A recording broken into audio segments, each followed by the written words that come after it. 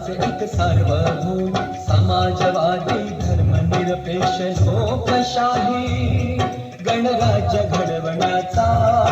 व त्याच्या सर्व नागरिकांस सामाजिक आर्थिक व राजनैतिक न्याय विचार अभिव्यक्ती विश्वास श्रद्धा व उपासना यांचे स्वातंत्र्य दर्जाची व संधीची समानता निश्चितपणे प्राप्त करून देण्याचा आणि त्या सर्वांमध्ये व्यक्तीची प्रतिष्ठा व राष्ट्राची एकता